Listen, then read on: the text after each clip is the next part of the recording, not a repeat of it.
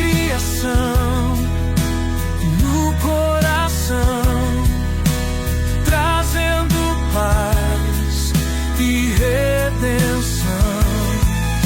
Nos braços do Pai eu vou descansar e em seu amor me transformar.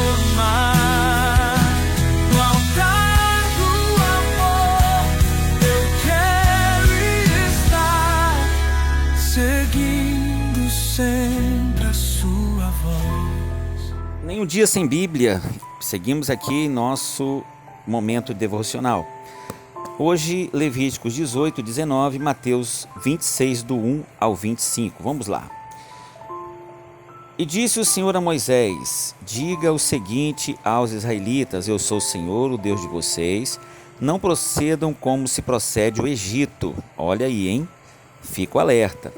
Onde vocês moraram, nem como se procede a terra de Canaã. Pastor, mas eu não sou israelita. Aqui o contexto é para todo aquele que serve ao Senhor. Nós vamos ver isso aqui mais para frente. O que mais que diz aqui? Vamos entender de novo, verso 3. Não procedam como se procede no Egito, onde vocês moraram, nem como se procede na terra de Canaã, para onde os estou levando. Não sigam as suas práticas, pratiquem as minhas ordenanças. Então quer dizer, não se deixe influenciar para onde você estiver, porque o que vale para quem é de Deus não é o costume de onde ele está, não é o ambiente que está sobre ele, o que ele está, é quem ele é em Cristo ou em Deus. Então está aqui, bem claro, nem no Egito e nem na terra de Canaã. Por quê? Porque na terra de Canaã, a terra de promessa, também tem aqueles que não são de Deus, que podem influenciar em nome do Senhor. Podem praticar coisas erradas e a gente acaba tendo como exemplo, mas se fulano é da igreja, é de Deus, se fulano é da fé e faz isso, então também vou fazer. Não, aí Deus deixa bem claro, não sigam as suas práticas, pratiquem as minhas ordenanças, obedeçam aos meus decretos e sigam-nos. Eu sou o Senhor, o Deus de vocês, obedeçam aos meus decretos e ordenanças, pois o homem que o praticar viverá por eles. Eu sou o Senhor. Ninguém poderá se aproximar de uma parenta próxima para se envolver sexualmente com ela. Ou eu sou o Senhor. Não desonre o seu pai, envolvendo-se sexualmente com a sua mãe. Ela é sua mãe. Não se envolva sexualmente com ela. Não se envolva sexualmente com a mulher do seu pai. É o tal do incesto, né, gente? Isso desonrará o seu pai. Isso aconteceu em vários lugares do Antigo Testamento. Não se envolva sexualmente com a sua irmã, filha do seu pai ou da sua mãe. Tenha ela nascido da mesma casa ou em outro lugar. Não se envolva sexualmente com a filha do seu filho ou com a filha da sua filha. Isso desonrará você. Não se envolva sexualmente com a filha da mulher do seu pai, gerada por seu pai. Ela é sua irmã, ainda que seja meia irmã, né? Não se envolva sexualmente com a irmã do seu pai. Ela é parenta próxima do seu pai. Não se envolva sexualmente com a irmã da sua mãe. Ela é parenta próxima da sua mãe. Não desonre o irmão do seu pai aproximando-se da mulher para com ela se envolver sexualmente. Ah, pastor, mas peraí, e Abraão e Sara foram antes da lei. Lá cada um seguia, lembra que eu falei? Por faltar sacerdote, cada um fazia o que era bom a seus olhos. Então, eles faziam o que era bom, foi bom. Inclusive, a ordem foi pegar gente dentro da mesma parentela. Só que com o decreto, Deus disse o quê?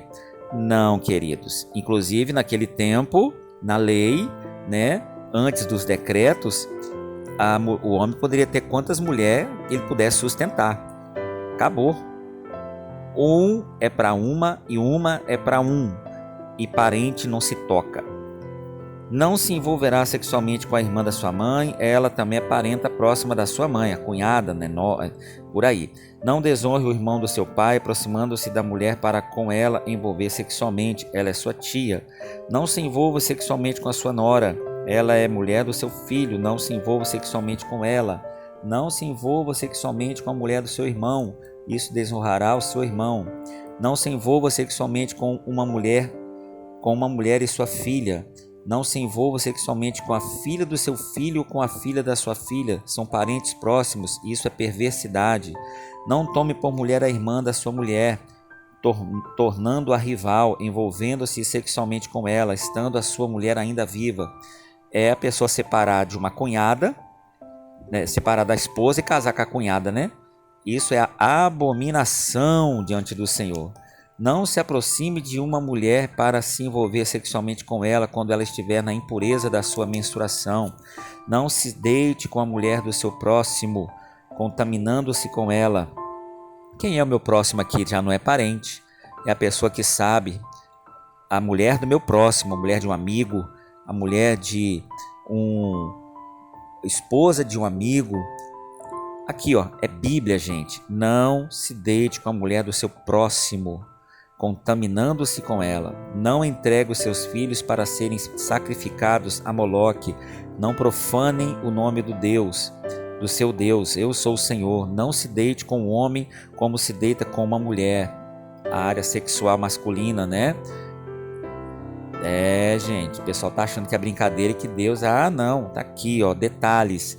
Isso é repugnante. Deus jamais vai aceitar uma relação homossexual. Não tenha relação sexual com o animal, contaminando-se com ele. Mulher nenhuma se porá diante de um animal para juntar-se com ele. A zoofilia. Tem gente que tem essas práticas loucas aí, ó. É depravação. Não se contamine com nenhuma dessas coisas, porque assim se contaminarão as nações que vou expulsar, ó, aqui, ó, da minha presença ou da presença de vocês. Até a terra ficou contaminada e eu castiguei a sua iniquidade, e a terra vomitou os seus habitantes, mas vocês obedecerão aos meus decretos e às minhas leis. Nem o natural da terra, nem o estrangeiro residente entre vocês farão nenhuma dessas abominações. Tá vendo? É para todas as pessoas, raças e línguas que servem a Deus. O decreto da palavra é o mesmo, pois todas essas abominações foram praticadas pelos que habitaram na terra antes de vocês. Lembra que eu falei? Por isso a terra ficou contaminada, e se vocês contaminarem a terra, ela os vomitará, como vomitou os povos que ali estavam antes de vocês. Todo aquele que fizer alguma dessas abominações, aqueles que assim procederem, serão eliminados do meio do seu povo. Obedeçam os meus preceitos e não pratiquem os costumes repugnantes praticados antes de vocês, nem se contamine com eles. Eu sou o Senhor Deus de vocês. Tem gente que não sabe nem que isso aqui está escrito, sabe por quê? Porque não conhece a Bíblia, fica com meia dúzia de palavra e acha que o Antigo Testamento não é para ser mais obedecido. É sim, lei perpétua em Cristo foi cumprido, e Cristo veio renovar os votos, dando para nós uma facilidade de cumprir, mas jamais abolir, porque o que Deus era contrário no passado, continua no presente, vai continuar no futuro. Disse ainda o Senhor a Moisés: diga o seguinte a toda a comunidade de Israel: sejam santos, porque eu, o Senhor, o seu Deus, o Deus de vocês, sou santo. Respeite cada um de vocês a sua mãe e seu pai, guarde os meus sábados. Mais uma vez eu volto a dizer, o dia do Senhor, o dia do descanso. Hoje o nosso costume leva as pessoas a trabalhar por escala, por tudo, mas o seu domingo se transformou numa segunda por causa da sua escala. Faça da sua segunda um dia de devoção. Tem culto, vai para o culto. Faça o seu domingo é um dia de domingo mesmo, é folga. Não negocie o seu domingo com ninguém, porque você tem uma divindade a cultuar. Não se voltem para os ídolos, nem façam para si deuses de metal. Está aqui, ó. Eu sou o Senhor, o Deus de você. Ah, pastor, isso não foi abolido, gente. Estátua, idolatria, não existe isso no mundo espiritual para Deus. Quando vocês oferecerem um sacrifício de comunhão ao Senhor, ofereçam-no de modo que seja aceito em favor de vocês. Terá que ser comido no dia em que for oferecido, ou no dia seguinte. O que sobrar até o terceiro dia será queimado. Se alguma coisa for comida no terceiro dia, estará estragada e não será aceita. Quem a comer sofrerá a consequência da sua iniquidade, porque o profanou o santo do Senhor. Será eliminado do meio do povo. Por isso que a gente na igreja pede para jogar aquilo que sobrou até o segundo dia, ok. do terceiro em diante, joga fora. É Santa Ceia que sobra, material ali em cima da mesa que sobra, primícia que sobra, foi consagrado para o momento de comunhão. Até no outro dia tá ok. No terceiro em diante, lixo. Quando já tiver que fazer de novo, faz outro. Quando fizerem a colheita da sua terra, não colham até as extremidades da sua lavoura, nem ajuntem as espigas caídas da sua colheita. Não passem 2 vezes pela sua vinha, nem apanhem as uvas que estiverem caídas. Deixem-nas para o necessitado e para o estrangeiro. Eu sou o Senhor, o Deus de vocês. É a usura, né? Não vou deixar sobrar nada. Não, é tudo meu. Não, Deus, Ele preza pela partilha, pessoal. O suficiente para nós, o necessário e aquilo que for possível de vida com seu próximo. É a sua oferta na igreja, é uma oferta de amor para alguém, é a sua primícia, o seu dízimo. Não furtem, não mintam, não enganem uns aos outros. Está aqui, ó, é mandamento. Você ri na frente de uma pessoa e está apunhalando ela por trás, né? Não jurem falsamente pelo meu nome, profanando assim o nome do seu Deus. Eu sou o Senhor. Não oprimam nem roubem o seu próximo. Não retenham até amanhã, no dia seguinte, o pagamento de um diarista. Quer dizer, faça o que é certo. Se é seu, se é do outro, é do outro. Não amaldiçoe o surdo, nem ponham pedra de tropeço na frente do cego, mas temam o seu Deus. Eu sou o Senhor. Não cometam injustiça, nem julgamento. Não favoreçam os pobres, nem procuram agradar os grandes, mas julguem o seu próximo com justiça. Não espalhem calúnias entre o povo. Não se levantem contra a vida do seu próximo, porque eu sou o Senhor. Não guardem ódio contra o seu irmão no coração. Antes, repreenda com franqueza o seu próximo, para que por causa dele não sofram as consequências de um pecado. Então, tá errado, gente. Ah, mas tá errado. Tem que ser falado com jeito, com orientação, mas jamais com um jeitinho de querer passar a mão por cima. O que é certo, errado é errado, sem exagero, mas na coerência. O que é feito deve ser feito. Não procurem vingança e nem guardem rancor contra alguém do seu povo, mas ame cada um seu próximo como a si mesmo. Eu sou o Senhor, obedeço às minhas leis. Não cruzem diferentes espécies de animais. Olha, tá lascado muita gente aí. Não plantem 2 espécies de sementes na sua lavoura. Não usem roupas feitas com 2 tipos de tecido. Se um homem deitar-se com uma mulher escrava prometida a outro homem, mas que não tenha sido resgatada, nem tenha recebido a sua liberdade, aplique-se a devida punição. Contudo, não serão mortos, porquanto ela não havia sido libertada. O homem, porém, trará ao seu senhor à entrada da tenda do encontro um carneiro como oferta de culpa. Quer dizer, se alguém se aproveitar de uma situação, né, então deve pagar por ela. Resumindo aqui, né, gente?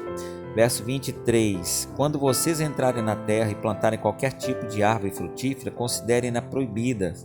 As suas frutas durante 3 anos, vocês as considerarão proibidas. Não poderão comê-las. No 4º ano, todas as suas frutas serão santas. Será uma oferta de louvor ao Senhor. No 5º ano, porém, vocês poderão comer as suas frutas.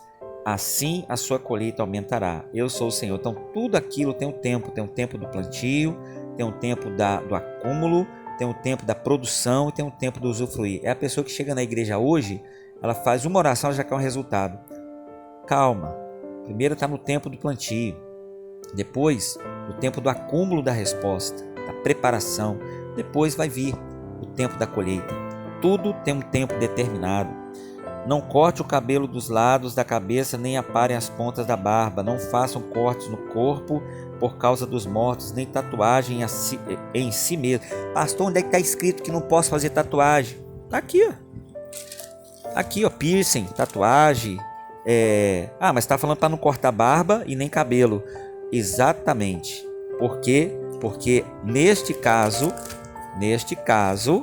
da barba e cabelo, era costume do voto de Nazireu da época, mas a mutilação do corpo era proibida e continua sendo por causa de quê?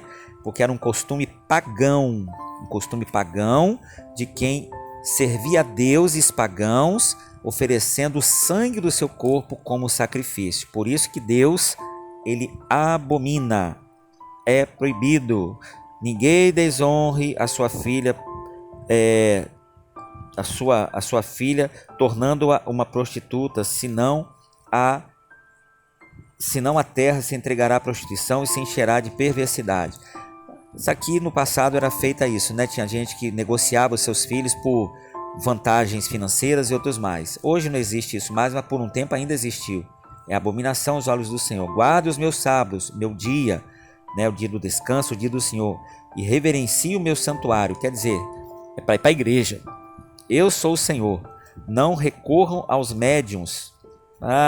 Cristão aí em um horóscopo, e não vai no cartomante, não vai no tarô, mas vai no jornal do horóscopo.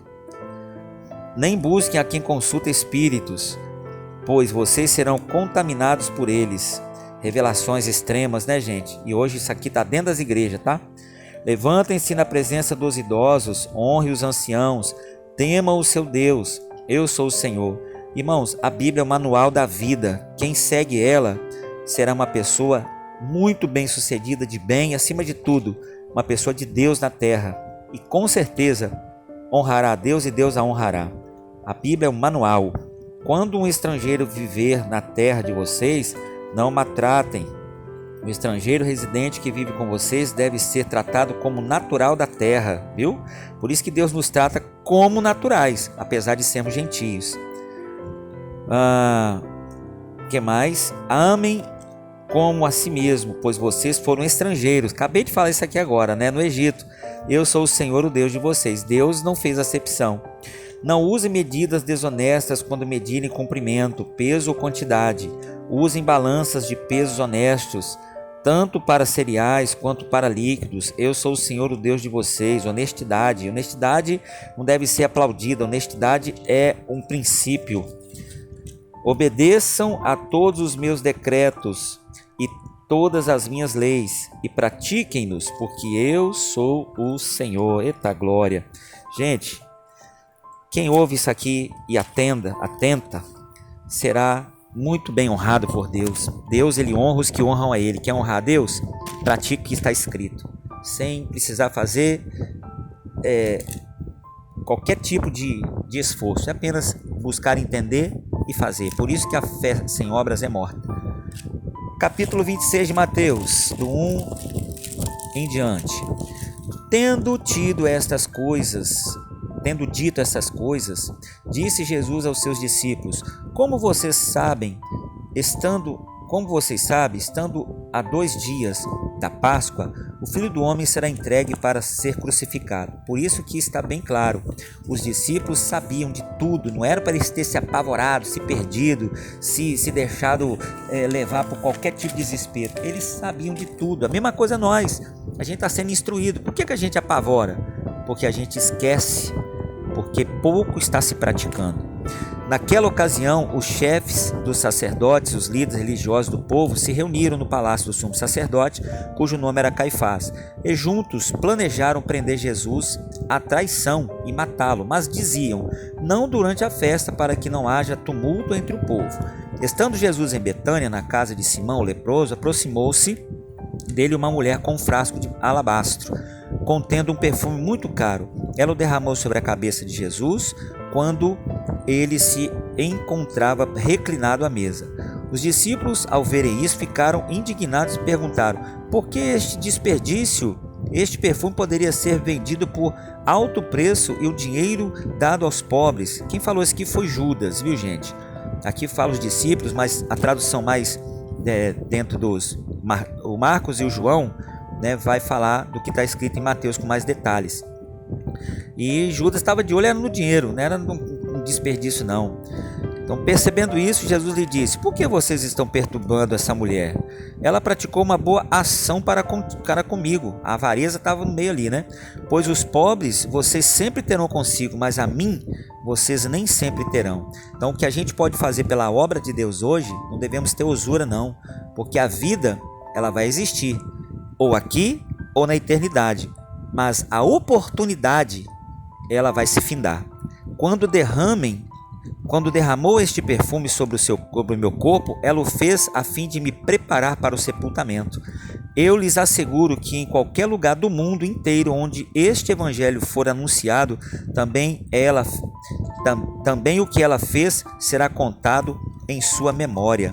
Então um dos 12, chamado Judas Iscariotes, dirigiu-se aos chefes dos sacerdotes e lhes perguntou: o que me darão se eu entregar a vocês? Eles fixaram o preço, 30 moedas de prata. Desse modo em diante, Judas passou a procurar uma oportunidade para entregá-lo. No primeiro dia da festa dos pães sem fermento, os discípulos dirigiram-se a Jesus e lhe perguntaram: onde queres que preparemos a refeição para a Páscoa? Ele respondeu: que entrasse na cidade e procurasse um certo homem e lhe dissesse: o mestre diz, o meu tempo está próximo, vou celebrar a Páscoa com meus discípulos em sua casa. Os discípulos fizeram conforme Jesus havia instruído e prepararam a Páscoa. Ao anoitecer, Jesus estava reclinado à mesa com os 12, e enquanto estava comendo, ele disse: digo-lhes que certamente um de vocês me trairá. Eles ficaram muito tristes e começaram a dizer-lhe um para o outro. Quer ver, ninguém ficou indignado. Ficaram tristes. Quando nós temos realmente um temor a Deus, nós não queremos decepcionar, nós não queremos entristecer a quem a gente ama, nós não queremos causar mal nenhum a quem a gente ama. Mas quem não tem o mesmo espírito se indigna logo, porque mexe na ferida, né? Algo que aconteceu com Judas aqui, ó. Primeiro verso 22, eles entristeceram muito e começaram a dizer após um ao outro: com certeza não sou eu, Senhor. Afirmou Jesus: aquele que comeu comigo no mesmo prato há de me trair. Isso aí é normal até hoje, né? É o espírito de Judas. O Filho do Homem vai, como está escrito a seu respeito, mas ai daquele que trai o Filho do Homem. Melhor seria não haver nascido. A traição para Deus, irmão. A traição para Deus é algo muito sério, mas sério demais, a tal ponto dele dizer o quê? Melhor você nem ter nascido pelo que vem pela frente. Questão só de tempo. Então, queridos, fica aqui mais a leitura de hoje. Sejamos pessoas temerosas e jamais venhamos decepcionar ou desonrar ao nosso Deus. Ou ao próximo, né?